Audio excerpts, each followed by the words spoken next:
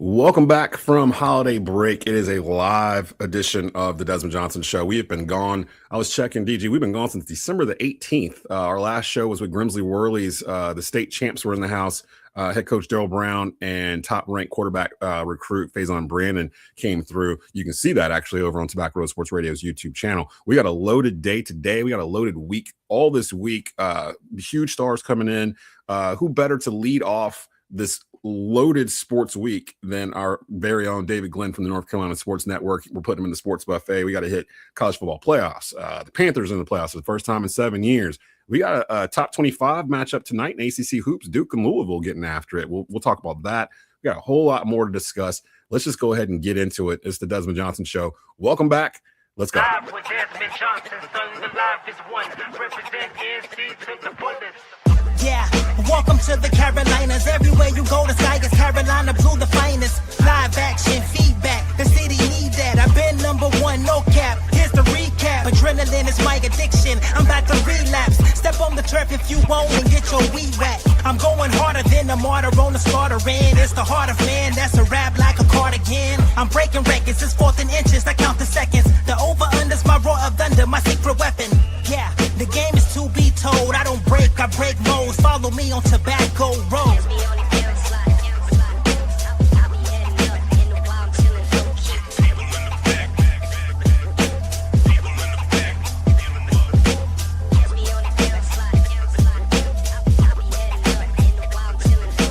Live with Desmond Johnson, son, the live is one. Represent NC to the fullest. And welcome into a brand new live edition of the Desmond Johnson Show here on Tobacco Road Sports Radio, tobaccoroadsportsradio.com. It is Tuesday, and of course, on Tuesdays, our friend David Glenn stops by with the Sports Buffet. And this is a good week for us to come back, DG. There's a whole lot of stuff going on. What's going on, brother? How was your holiday? I'm doing great. A lot of fun times with family and friends here in North Carolina. We stayed local, but had a great time. Happy New Year to you, Des, and your audience, of course. And we do have a lot to talk about, man. Panthers in the playoffs. The ACC is still in the semifinals of the college football playoff. Duke and Louisville are two of the best teams in the country going head-to-head tonight, and there's a lot of other things as well. So it's great to be back with you. Before we dive into the sports buffet, though, I've been off the air since the drive with Josh Graham went off the air over on WSJS, and most people in the Triad know that I was the first producer of that show. I was with Josh for the first year and a half of creating that show, and I kind of looked at it from afar after I left WSJS. It's kind of like that stepchild that I kind of helped raise, and then we got divorced, and I'm seeing them go through college and everything else. And I think a lot of people thought that in the very beginning that me and Josh, did not care to work with each other and things of that sort. And I've always joked with him that we were kind of like the Mike and Mad Dog of the Triad in terms of how it kind of broke, and then we kind of circled back around, and we text with each other to this day. And I gave him congratulations. For those who don't know, he left the Drive. He's moving on to a national syndicated show on Westwood One that comes on overnights, and I believe he's on during the weekends. I think he's on in regular evening times. But I know you had a relationship with Josh. I believe he was one of your interns, if I'm not mistaken, when you were working your large syndicated show across the Triad. And if you want to give any words of encouragement to him, I know you said you just spoke to him recently. I think his first couple of shows were this past couple of days. So shout out to Josh and his move. Yeah, I'm happy for him. I'm proud of him. He was an intern of mine years ago. I have been kind of by his side, even helped him, look at his contracts to make sure, given my legal background, he totally understands everything he's getting himself into. So I'm really happy for him and his family. He's a great guy, a wonderful human being. He works his tail off. He has earned everything that he has gotten. And he had, as you have, you guys are two of the more influential people, in the history of the Triad when it comes to sports. And he had that show for longer than anybody else has ever had a show there. And I had a show for a long time there, in my case, syndicated. But it's been a tricky part of the state in terms of sustainability. And guys like you and Josh have answered that call and done a great job. So, yeah, I'm kind of like a proud uncle, man. I'm happy to see him do well, happy for his family, and rooting for him along the way. And he actually called me yesterday to say that he has adopted something that I kind of trademarked. Remember, I had Free for All Friday on my statewide show. Yeah. He has implemented 1 hour of Free for All Friday on his nationwide program. And he said it was a huge hit, and the executives are excited about the branding. So, it's great. I was going to actually ask you, could I borrow that? Because I was I'm glad I have some tiny place in his universe. But he and I remain close to this day, and I'm just rooting for him.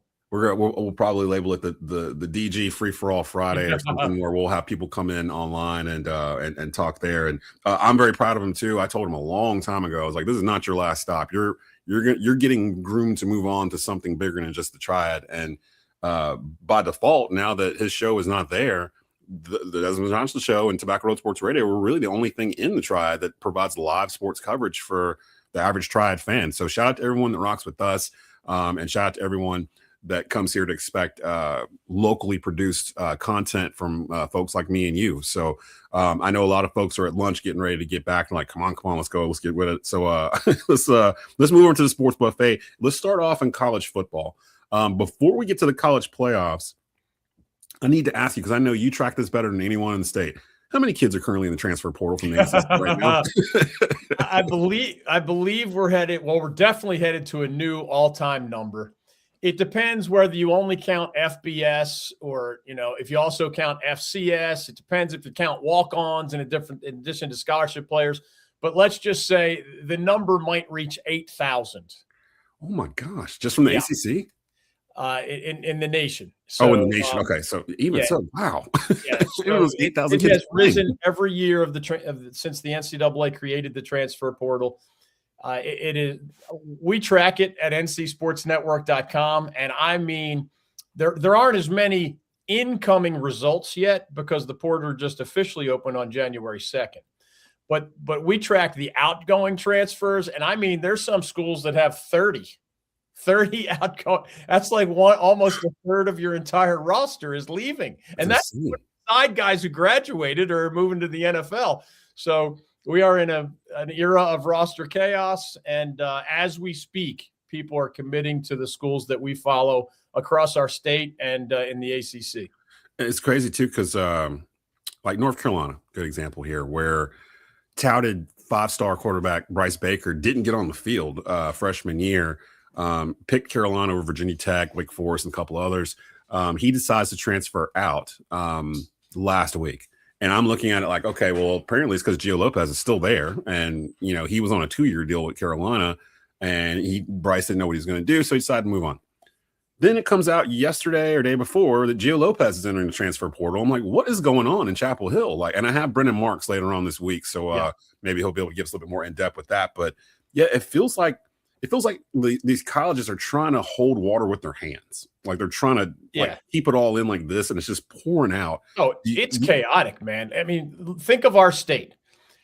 NC State gave CJ Bailey a lot of money just to return for his junior year. Duke famously paid Darian Mensah, the Tulane transfer, millions of dollars a year, and he'll be back next year. So those are two success stories, but it required a lot of money to either lure them or keep them. Meanwhile, Gio Lopez has left Carolina. The backup at the starter at Wake Forest has graduated. The backup has entered the transfer portal. Both of the guys who started games at App State this year at quarterback are in the portal. ECU's starting quarterback, Caton Hauser, a pretty good player, has signed with Illinois to play in the Big Ten. So you want to talk – that's just one position. That's just our state. I mean, it is crazy. But part of the explanation at Carolina, real quickly, is they have signed a 6th-year senior named Billy Edwards Jr. He was at Wisconsin last year. He previously started at Maryland. So Gio Lopez's exit, I'm sure, is at least to some degree tied to the arrival of a guy. You're not signing as a 6th-year senior unless you expect to be the starter. And he did put up some pretty good numbers at Maryland a couple years ago. For me, I see it both ways, because I see it where with us being the largest provider of high school live sports in the Triad, I get to know a lot of these kids. And so like I see some guys where I feel there was a right way to do it and a wrong way to do it. I see some guys where they'll go someplace for 1 year, and I'm not talking about Bryce Baker. Baker's situation was completely different, but they'll go someplace for 1 year, maybe not get playing time, or they're stuck in the depth chart or whatever, and they just leave. They don't wait and try to work it out. Then I see guys like Duke wide receiver Kayshawn Brown, who was a star wide receiver at East Forsyth in Kernersville. He could have left. There was a coaching change in between when he came freshman year to where he is now as a junior. He could have left and people would have understood it, and the way the world is now, it would have been no problem. But he stayed. He stayed at Duke. He stuck it out.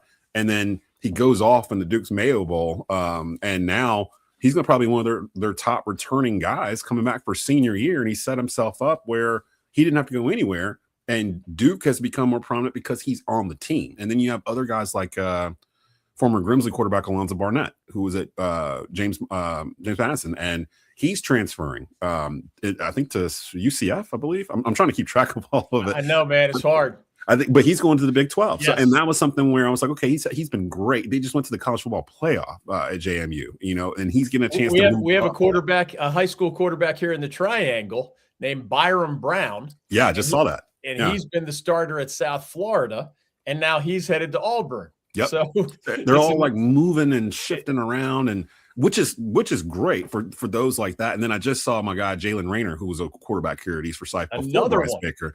He was at Arkansas State. He's moving up to Iowa State, so he'll be playing in the Big 12. And I always thought, if he got an opportunity to do that, he could play on Sundays. I thought Q same way. He could play on Sundays if he's in the right spotlight. So there's sort of a way to do it, and there's sort of a way where it's the lesser athletes. They're just bouncing around looking for checks, I guess. And I guess that's the new normal for college football. But speaking of that, because of that, do you think it's a big deal that there's no current traditional powerhouses in the semifinals that are going to get played on Thursday and Friday? Do you think it's going to be an issue for college football, or do you think this is kind of a weird year or whatnot? I think it's great for college football. There's a famous quote: "Variety is the spice of life." And this year's Final Four gives us a little variety, right? If Oregon wins it all, it's the first in the history of the school. If Indiana wins it all, it's the first in the history of the school. If Miami wins it all, it's the first time in almost a quarter century. And in Ole Miss's case, what do they have one back before you and I were born? So it's going to be a fresh face, either brand new first-time champion or someone who hasn't done it in a long time. I think that's good for the sport. The quarterfinal TV ratings were really good, 15 to 20 million viewers per game. Those are good numbers for any college sporting event. Really good numbers. Only the NFL playoffs and a few other things are beating those kinds of numbers. So it's a good time in college football. They'll probably go from 12 teams to 16 teams at some point, but I don't see it as an automatic negative just because some of those brand names have fallen by the wayside. North Carolina Sports Network's David Glenn joining us here in the Sports Buffet, kicking off a crazy busy week here on the Desmond Johnson Show. Thursday night, Miami, Ole Miss, 7:30 p.m. on ESPN, semifinal game number 1. The question I was going to ask is the biggest storyline to watch in this matchup, but now I'm kind of looking at it like Miami's the only one out of the 4 that are this kind of sort of college football blue blood. They haven't won anything in a while, but if Miami wins the whole thing, what do you think that does to college football and the ACC in terms of perception? Because Miami got brought into the ACC for moments like this, and it took 20 plus years to get here. What happens if Miami beats an Ole Miss team without Lane Kiffin and gets to the final and wins it? What do you think that does for the perception of Miami football and the ACC in general compared to the rest of the college football landscape? It helps a ton. Because keep in mind, the SEC has been the king in college football for a long time, and understandably so. The Big Ten was fighting a perception issue because for most of the past few decades, when a Big Ten power faced an SEC power or sometimes an ACC power in the postseason, the Big Ten team usually lost. How did the Big Ten change that narrative? Well, the last 2 national champions are the Michigan Wolverines and the Ohio State Buckeyes. And along the way, the Big Ten expanded and now includes teams like Oregon, one of the last 4 standing here. Also includes the rising Indiana Hoosiers of Kurt Signetti, formerly of Elon University, right down the road from you. So clearly the Big Ten's football brand has improved. So it goes SEC and Big Ten financially and football-wise at the top, but the ACC wants to stay ahead of the Big 12. And whereas the Big 12, BYU didn't even make the playoff, Texas Tech has fallen by the wayside. The Atlantic Coast Conference does have 2 national titles from Dabo Swinney and Clemson just within the last decade. They do have that one at Florida State under Jimbo Fisher a little more than a decade ago. They did have a really good Florida State season a few years ago under Mike Norvell when they were, the undefeated ACC champion, et cetera. If you can add the Miami Hurricanes as a national champion to that narrative, well, then the ACC's perception in football is a lot closer to the Big Ten and the SEC than it is to the Big 12, which, hasn't won many national championships in football in a long time, and certainly it ranks behind the ACC in that regard, thanks to Clemson and Florida State and maybe Miami. So it's still not a powerhouse football league. Nobody would argue that, I don't think. I mean, Duke just won the ACC title as an 8-5 team, right? I mean, almost messed up the whole thing. Yeah. But credit to the Blue Devils. I'm not taking. It's a great story, and our state doesn't win it very often. So anytime Wake won it under Jim Grove, Duke under Manny Diaz, I'm celebrating these stories because State and Carolina haven't won it since 1979 and 1980. So we got to celebrate these things when we see them. But Miami just getting here helps the ACC. Miami winning it all would be a huge boost to the league. And I'm 47. I'll be 48 in about 13 days or so. So I remember when people watched the 30 for 30s on the U and the U Part 2, when those Miami teams were like when they were they were rock stars. Like, they look up the 2001 Miami roster. The last time they won it all, it is ridiculous. I think what does it say on that? I think it's like 50 something players or something ended up going to the pros. Butch Davis built that team. Now he was gone by the time Larry Coker led them to the national title. But there were like backups that played in the NBA. I mean, the NFL. There might have been third string. I think Sean Taylor was a backup safety on that 2001 team. Man. And so sometimes when those guys left, the guy that came in after them was just as good or better than the guy that just graduated. So like Miami had it rolling, early 2000s, and it's just, I think Miami probably had the toughest road to get to this point so far, beating Texas A&M, which is a really good team, and then beating Ohio State at A&M in front of 100,000 plus. That's not easy to do. And then beat Ohio State, who was number one for the majority of the year until the Big Ten championship. I mean, they've probably had the toughest road to get here. I feel like their defense is battle tested. And I remember you were on Miami from the very start of the season. You feel like Miami should have won the ACC. You talked about their defense. Best team in the league by far. Yeah, I know they didn't play in the ACC title game. I didn't write the tiebreaker rules. They were the best team in the ACC all year long. They're a little unpredictable, the Hurricanes, on offense. But that D has been real since the month of August. Yeah. And the only two games they lost were kind of when the offense let them down a little bit and just couldn't put up enough on the scoreboard against Louisville and SMU. Those were close losses for the Canes, and that's what kept them out of the ACC title game. But, the Miami D does have its hands full. I mean, Ole Miss, even without Lane Kiffin as the brain trust there, they're incredibly well-coached and dangerous on the offensive side of the ball. We'll see if the Canes can shut that down. I think the harder to predict question is Carson Beck and that Miami offense, man. Sometimes they deliver, sometimes they struggle. We'll see how that shakes out. But at worst, it's a toss-up for Miami. It's not like they're going to be overmatched against the Rebels. And I think that's kind of what they want. As long as they're not in a game like that where they're going to be overmatched. Now, people are saying that the other game on Friday is the de facto national championship. I'm not that sure. It's Oregon and Indiana. I'm not going to spend a lot of time on Oregon. I hear enough of it from my brother Jonathan Stewart on Believe in Panthers. He's in love with the fact that Oregon is in this position. Indiana has captured the nation's imagination, I guess. They're doing it with like 3-star kids. Like, I guess it's something to say where Indiana, and this is what I was going to ask you, is Indiana the new in college football? Is this something that's going to start happening all over? Because someone made a good point on Get Up this morning while I was watching it. They were talking about Alabama, like when Nick Saban was there. When Nick Saban was at Alabama, whoever was like the second string were probably going to be pros too. Like they were just waiting their turn, and they would wait a year or two before they get to play, from Jalen Hurts to Tua Tagovailoa to, that kind of thing. They didn't go off elsewhere. Now, because of the transfer portal and NIL and everything else, those same 5-star kids that are sitting there as freshmen at Alabama are going, I don't have to sit and wait here. I can go to Indiana. I can go to Michigan. I can go to Oregon. I can go all these other different places and play right away. And I think that's the thing that's kind of messing it up, where these kids can immediately play. They don't have to wait a year. I think if you put that in there, it would slow it down like it used to be. But the fact that they can just go and play wherever, whenever, it's changed the dynamic. And if you get a good coach in there, like Indiana's coach, Cignetti, and all 4 of these coaches that are in the college football playoff come from the Nick Saban coaching tree, which is insane too. Cignetti was one of Saban's first hires when he first got to Alabama and helped him. Well, I saw the story. Kent State called Nick Saban and was like, "Hey, is there anyone in your staff that you'd recommend for this job?" And he was like, "No, but I'll ask them." So he asked the whole room, "Is there anyone here that would want a Kent State job?" And Kurt Cignetti was like, "Yeah, I'll take it." And Nick Saban's like, "You realize it's probably the worst job in Division I football, right?" And he's like, "I don't care. Let's go." And that mentality of him wanting to get in it. And then he was here at Elon 2017, 2018, actually around the time the drive started with me and Josh. He was the head coach at Elon. For him to move up and get to where he is now at Indiana and built this program, are the days of like SEC dominance over, in your opinion? Because those schools still have money too, but now you don't have to go to the SEC to get to the NFL. Yeah, I think the numbers so overwhelmingly favor the SEC over like a multi-decade period, or, most of our time covering college sports.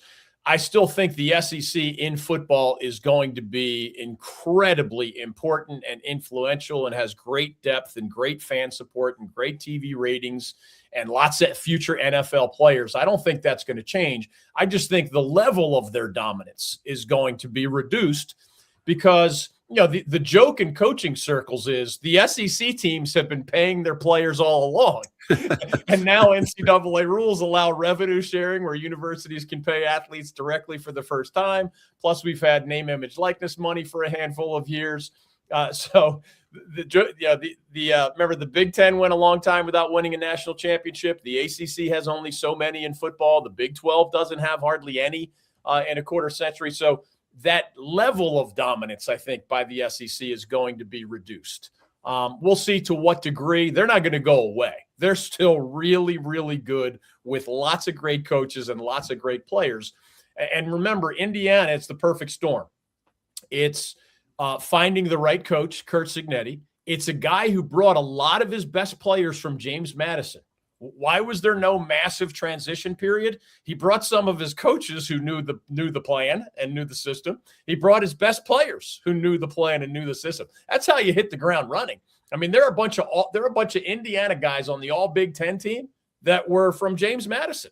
And that's crazy because James Madison was in the playoff this year. Like he took all those players and coaches, and 2 years later, James Madison's in the playoff with Indiana. So like that's nuts. That's pretty crazy that. And Indiana, remember, we're in this new era of revenue sharing. Indiana, because it's in the Big Ten, which is now the wealthiest league, has more money to invest in football, and we have the immediate eligibility for transfer era. So Curt Cignetti can tap into that in a way that. Indiana football hasn't been in the top 10 more than a couple times in 100 years.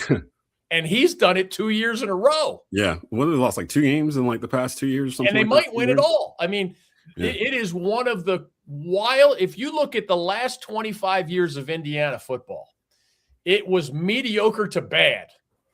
I'm talking about rarely winning as many games as they lost just in conference play. To go from mediocre to bad for truly decades to back, probably the 2 best seasons in Indiana football history, back to back in his first 2 years. That is as insane a story as we have seen in any program in modern college football. I know they just extended him, but they might want to extend him like again. I know they just gave him an extension like a month or 2 ago, but they might have to go back and revisit that because everyone's kind of looking at him now. Who out of these 4 teams, what's the national championship game that you want to see? I mean, it would be fun to see Oregon, Miami, because that's where Mario Cristobal came from. Oh, that's right. Yeah. So that's his former team against his current team, and Miami's his alma mater as well. He was a great player for the Canes back in the day during their glory days. So that would be one fun matchup. I think it's going to be a good game no matter what. I mean, I'm fascinated by the Ole Miss-Miami matchup because Miami's defense is a lot better than Ole Miss's defense. But Ole Miss's offense is a lot better than Miami's offense. So what happens there? And, oh, by the way, man, in the other one, Dan Lanning, the head coach at Oregon, he has 2 losses in the last 2 years. One was to the Ohio State team that won the national championship. The other is to this Indiana team earlier this year. I mean, if you're like 26-2 and those are your 2 losses over a 2-year period, other than the national champions, who has a better track record than that? Yeah. So Indiana. that's a whopper. That was a good game when Oregon and Indiana played in the regular season, and the Hoosiers beat the Ducks in Oregon. So maybe we get another juggernaut in that one. I don't know, but I think we're setting ourselves up for 2 great semifinals, but also unpredictable. Unlike, that when TCU got plastered in the national championship game, that just takes the fun out of it for everybody. I don't think we're going to see that in any of these final 3 games. I don't know the matchup I want. I do think I'm rooting for Miami to get there. I do like the nostalgia of having Miami there and seeing what they can do in it. Kind of Miami, Indiana. That's kind of what I'm kind of leaning towards, because this Indiana team is just fascinating to me. And Miami is the enemy I know in my backyard. So I think maybe that would be what I'd want. Let's shift over to ACC Hoops real quick. While I got you here, we'll start going a little rapid fire. Tonight, the big game. Carolina is off. They don't have a midweek game. They don't play until Wake Forest on Saturday. Number 6 Duke taking on 20th ranked Louisville tonight, 7 p.m. on ESPN. Star guard Mikael Brown Jr. will not play tonight. He's missed the last 4 games with a lower back injury. Can Louisville pull off the upset without him? They have a chance. Duke is one of the best teams in the country, but Duke has not been hitting on all cylinders. Yeah. I mean, Cam Boozer might be the national player of the year as a true freshman, the big man for the Blue Devils. He's the real deal. The question at Duke is, who's the 2nd and 3rd best player on that team? It was supposed to be Isaiah Evans, and he's good, but he hasn't been great. The European import Dame Sarr is supposed to be a future lottery pick. He has not looked like that so far. No. Again, Duke is plenty good, and Duke is the favorite in the ACC. But, I mean, Carolina fans panicked when the Tar Heels lost at SMU, and I just have to remind everybody, no matter how good you are, Louisville, Duke, Carolina, if you go on the road against a top half of the ACC team, it's going to be hard.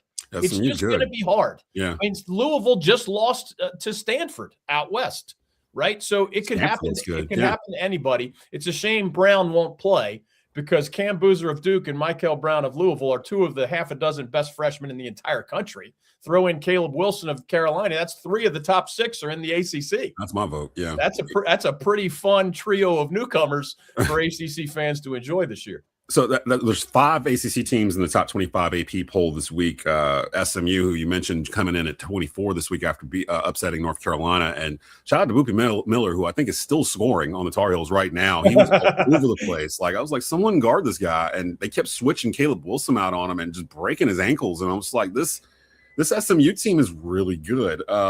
They've got SMU at 24, along with number 6 Duke, number 17 UNC, number 23 Virginia. Every team except Florida State and Pitt are above 500 in the ACC right now. What team would you say has a good chance to enter the top 25 soon, and is the ACC back? The ACC is a lot better than it was last year. I'll say that. Remember, they only got 4 bids to the NCAA tournament a year ago. That's an embarrassment by ACC standards.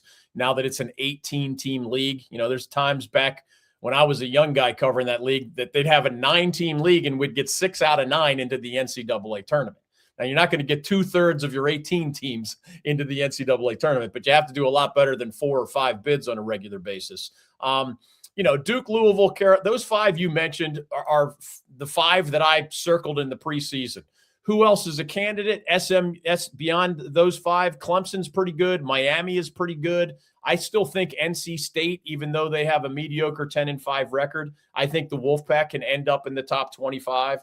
So those are the first few that come to mind, even though some have kind of hit more bumps in the road than others. Yeah, so we'll see how this week plays out. And I agree with you. Duke hasn't seemed like world beaters. I think the team last year was actually a better team than the team this year. And I agree with you. I don't know who the second scorer is. I assume it's supposed to be Isaiah Evans, but he's been kind of up and down. So I don't know if Cam Boozer is built to like carry this team like on his shoulders. Same with Caleb Wilson to a certain extent. I think Caleb Wilson's better equipped to do it, but he's got more around him in terms of being able to get buckets. Henry Vassar in particular. Henry's an all-ACC player. If we voted a mid-season all-ACC team, both Caleb Wilson and Henry Vassar would be on it from Carolina. Only one Duke player would be on it. And I've that's said that Cam I've said Caleb Wilson should be he's going to be a top 3 pick in the draft. I've voted from being number 1. My guys over on Believe in Hills Hoops, B-Dot and PJ Harrison, are adamant that he should not be. They don't want to put all this stuff on him, so they always push back. No, don't say that. Don't say that about him. But it's getting harder and harder to not say it about him. And then Henry Vassar has been a pleasant surprise. Like, we did not expect him to be this good. I've said I thought he's played his way into lottery status in the NBA, because you don't get a lot of 7-foot guys that can shoot threes, rebound. His footwork is great in the post, which you don't see very often in college basketball these days. I'm surprised Arizona let him go, to be honest. And Arizona's not really hurting. They're the number 1 team in the country and undefeated. But I just thought it was kind of wild. I'll tell you this. You're always looking for signs of either health or dysfunction in any program. In Carolina basketball, Hubert Davis has taken his share of criticism. 2 of the most healthy signs you can have in any program is, 1, identifying prep All-American talent that fits your system and signing it. He did that with Caleb Wilson, who is even better than advertised. It's Hubert Davis's job to find someone the caliber of Caleb Wilson at least once a year. Like that, if you're the head coach at Carolina, that's your job. They're doing it down the road at Duke every single year. So he did that. Another huge sign of a healthy program is when you can find someone who was good somewhere else and help them become great in your system. Henry Vassar started only 5 games over 3 years at Arizona.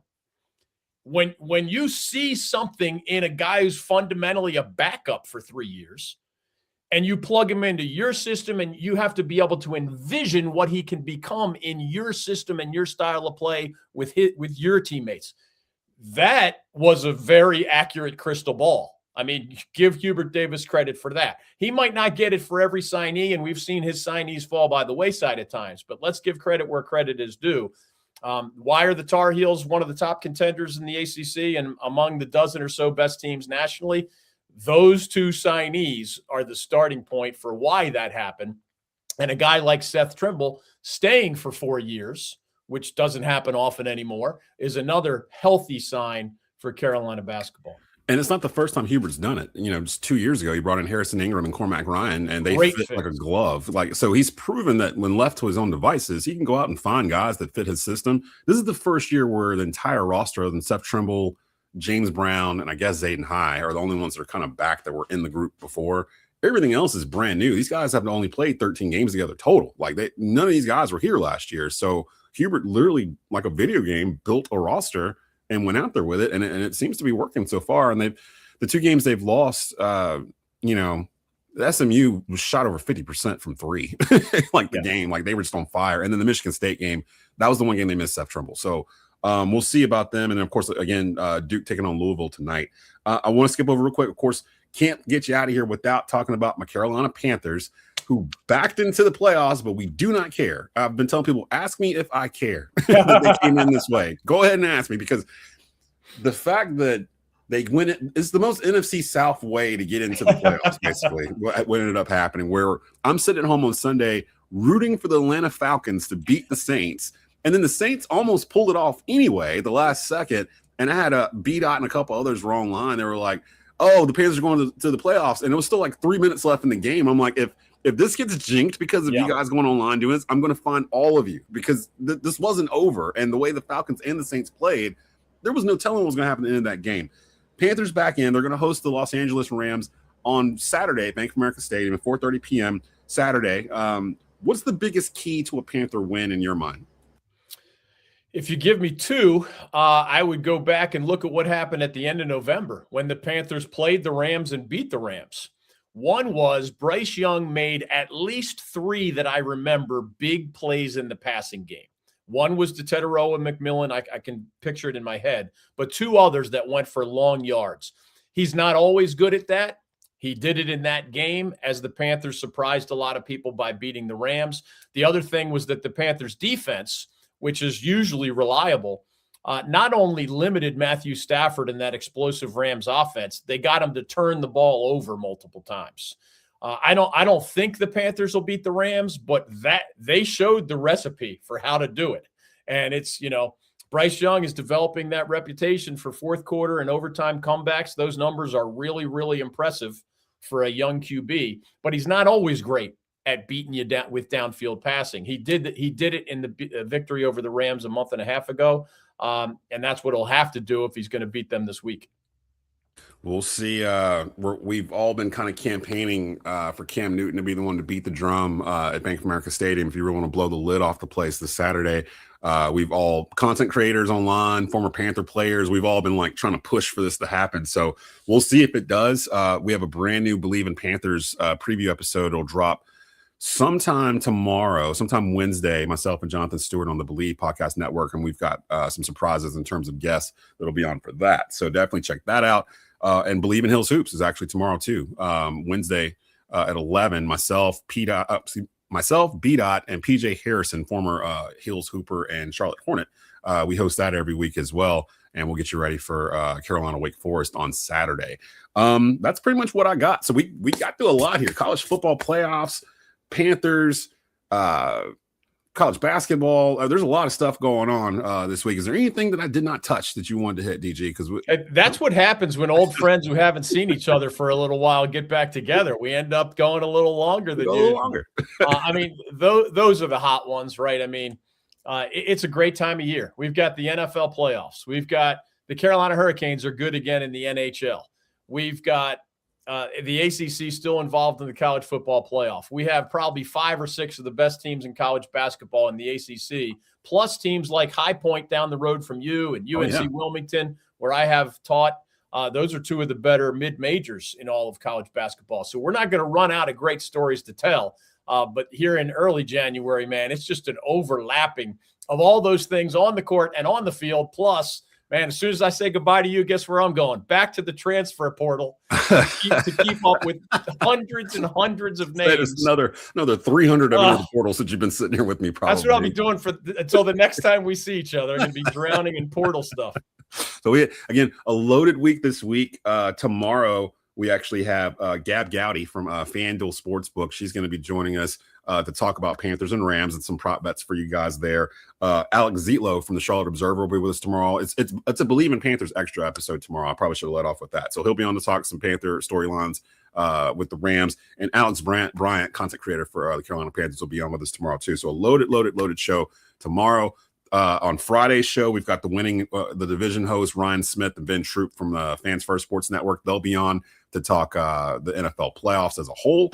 And we've got the Athletics Brendan Marks on Friday as well to talk hoops action and everything else in the ACC that's going on, and a little bit of this transfer portal stuff too for Carolina and for Duke. So a loaded week. Thanks to everybody that came in today. Make sure you rate and subscribe over at the YouTube channel. It's youtube.com/@Tobacco Road Sports Radio. Also, make sure you check out the North Carolina Sports Network. They do excellent work. And if you're trying to track where a kid is in the portal, they are probably the place to be. So make sure you check out with DG and those guys over there. We're going to get out of here. You guys need to get back to your cubicles, get back to work. We will see you tomorrow live at 12:30 here on Tobacco Road Sports Radio. It's the Desmond Johnson Show. Have a great rest of your Live with Desmond Johnson, son, the live is one. Represent NC to the fullest. Yeah, welcome to the Carolinas. Everywhere you go, the sky is Carolina blue, the finest. Live action, feedback, the city need that. I've been #1, no cap. Here's the recap. Adrenaline is my addiction. I'm about to relapse. Step on the turf if you won't and get your weed whack. I'm going harder than a martyr on the starter end. It's the heart of man that's a rap like a cardigan. I'm breaking records, it's 4th and inches. I count the seconds. The over-under's my roar of thunder, my secret weapon. Yeah, the game is to be told. I don't break, I break modes. Follow me on Tobacco Road.